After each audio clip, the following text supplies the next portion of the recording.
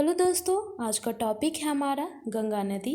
भारत की भूमि पर बहने वाली सबसे लंबी नदी गंगा नदी है, जिसकी लंबाई 2525 किलोमीटर है। ये नदी दो देशों से होकर गुजरती है, भारत और बांग्लादेश।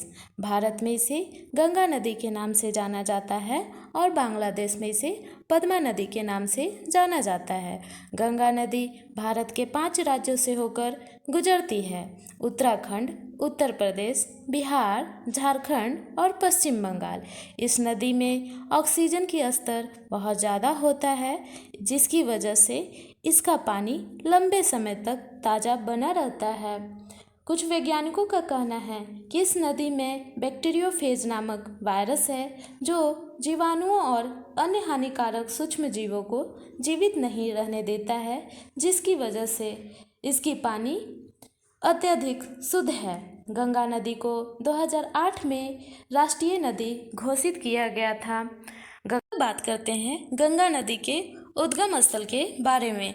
भागीरथी और अलकनंदा नदी जो है उत्तराखंड के देवप्रयाग में आकर मिलती है, तो गंगा नदी का निर्माण होता है। गंगा नदी की पहली सहायक नदी रामगंगा नदी है, जो उत्तर प्रदेश के कन्नौज में आकर मिलती है। प्रयागराज में 3 नदियों का संगम है: गंगा, यमुना और सरस्वती।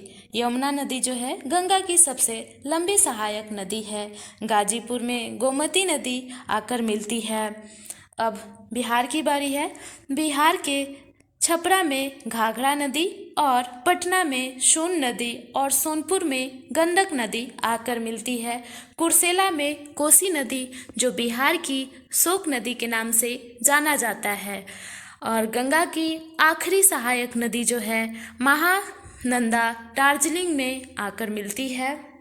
जब ये नदियाँ पश्चिम बंगाल में जाती हैं तो उसे गंगा के जगह हुगली के नाम से जाना जाता है, और हुगली नदी के किनारे ही कोलकाता बसा हुआ है। Thank you friend.